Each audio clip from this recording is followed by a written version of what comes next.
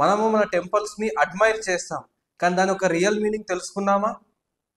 ఎందుకు మన టెక్స్ట్ బుక్స్లో ఫారెన్ ఇన్వేడర్స్ గురించి ఉంది, మన కింగ్స్ గురించి చాలా తక్కువ పోర్షన్లో ఉంది? లేదా why our beauty standards, fashion, even international news always sound western అని ఎప్పుడన్నా ఆలోచించామా? ఈరోజు మనము భారత్ని ఎందుకు భారత్ పాయింట్ ఆఫ్ వ్యూతో చూడడం లేదు, రీసెంట్గా వచ్చిన ఎన్సీఆర్టీ టెక్స్ట్ బుక్లో హిస్టరీ చేంజెస్ ఏవేవి ఉన్నాయి, ఆ హిస్టరీ చేంజెస్ మన పర్స్పెక్టివ్ని ఎలా చేంజ్ చేస్తుందో చూద్దాం. బ్రిటిష్ వాళ్ళు మన దేశంపై కాక మన బ్రెయిన్స్ పై కూడా పాలించారు. వాళ్ళు మన బ్రెయిన్స్ని రీషేప్ చేశారు. ఎలా అంటే వాళ్ళ పర్స్పెక్టివ్లో బ్రిటిష్ హిస్టోరియన్స్ ఏమని పోర్ట్రేట్ చేశారు మన కంట్రీని, వీక్ అండ్ అన్సివిలైజ్డ్.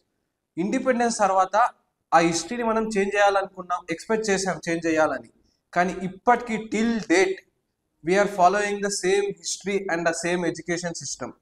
మనకి ఫ్రెంచ్ రెవల్యూషన్ గురించి తెలుసు, కానీ గుప్తా గోల్డెన్ పీరియడ్ గురించి తెలియదు. మనకి బాబర్ గురించి తెలుసు, కానీ రాజా భోజ్ గురించి, లేకుంటే రాణి దుర్గావతి గురించి, ఇలా చాలా మంది గురించి మనకు తెలియదు. మన రాజుల గురించే మనకు తెలియదు. In the modern life beauty and our culture is judged by foreign standards. ఎందుకు? మన హిస్టరీ టెక్స్ట్ బుక్స్లో 500 yearsని ఇగ్నోర్ చేశారు. 712 AD నుంచి 1192 AD వరకు ఆ పీరియడ్లో ఏమేమి జరిగింది, ఏ స్ట్రగుల్స్ జరిగాయి, ఆ దాన్ని ఇగ్నోర్ చేశారు. సో దాని గురించి కూడా తెలుసుకుందాం మనం. 712లో Muhammad bin Qasim first time attack చేశారు. వాళ్ళకి ఢిల్లీపై ఆక్యుపై చేయడానికి 500 years పట్టింది. 1192లో అటాక్ చేశారు.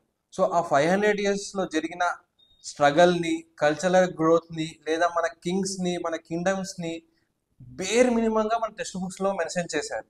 మనం ఆలోచించాల్సింది ఏంటంటే, ఆ టైంలో రివాల్వ్ చేసిన బప్పా రావల్, హరిసింగ్ నల్వా, కాకతీయాస్, చోలాస్, వీళ్ళ గురించి బేర్ మినిమంగా మెన్షన్ చేశారు. ఒకవేళ మెన్షన్ చేసినా సరే ఒక డౌన్ఫాల్గానే మెన్షన్ చేశారు.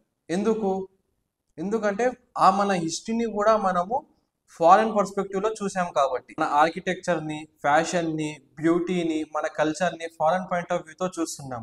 మన జియోలాజికల్ కండిషన్స్, మన బాడీ టైప్, మన అటైర్స్ని మనం ఇగ్నోర్ చేస్తున్నాం. ఫారెన్ కల్చర్ని బ్లైండ్గా ఫాలో అవుతున్నాం. వాళ్ళేమో మన కల్చర్లో ఇంటిగ్రేట్ అయిన యోగాని, మెడిటేషన్ని, లేదా మన ఇండియన్ అటైర్స్ని, ఫుట్వేర్ని రీనేమ్ చేసి దాన్ని ఓన్ చేసుకుంటున్నారు. ఫర్ ఎగ్జాంపుల్ మన పంజాబీ డ్రెస్సెస్, దాన్ని స్కాండివెన్ డ్రెస్సెస్ అని చెప్పి రీనేమ్ చేసి వాళ్ళు ఓన్ చేసుకుంటున్నారు. మన కోలాపూరి చెప్పుల్ని రీసెంట్గా ప్రాడా, ఒక ఫ్యాషన్ ఇండస్ట్రీ కంపెనీ, అది దాన్ని ఫ్యాషన్ షోలో డిస్ప్లే చేశారు. దాన్ని కూడా రీనేమ్ చేసి మన కల్చర్లో డీప్గా ఇంటిగ్రేట్ అయిన టర్మరిక్ని కూడా అమెరికా వాళ్ళు పేటెంట్ రైట్స్ తీసుకోవాలని అనుకుంటున్నారు. ఎందుకంటే దాని మెడిసినల్ వాల్యూస్ వాళ్ళు తెలుసుకున్నారు. మనమేమో దాని నుంచి దూరం అయ్యాం. What to do to reclaim our history and culture అని ఆలోచిస్తే, ముందు మనము మన హిస్టరీని ఇండియన్ పర్స్పెక్టివ్లో ఎవరైతే రాశారో ఆ హిస్టరీని చదవాలి. మన టెంపుల్స్ని విజిట్ అవ్వాలి. టెంపుల్స్లో ఉన్న స్థల పురాణాలని లేదా అక్కడ ఉన్న లోకల్ హిస్టరీని తెలుసుకోవాలి. ఎట్ ద సేమ్ టైం ఫిలిమ్స్ని, బుక్స్కి, ఇంకా ఫ్యాషన్ ఇండస్ట్రీకి మన బ్యూటీ స్టాండర్డ్స్ని ఓన్ చేసుకోమని చెప్పి డిమాండ్ చెయ్యాలి. ప్రతి దాన్ని ఇండియన్ పాయింట్ ఆఫ్ వ్యూతో చూడాలి. భారత్ సివిలైజేషన్ అనేది బుక్స్కి మాత్రమే సంబంధించింది కాదు. మన ఫెస్టివల్స్లో, మన కల్చర్లో, మన లైఫ్ స్టైల్లో ఇంటిగ్రేట్ అయ్యి ఉంది.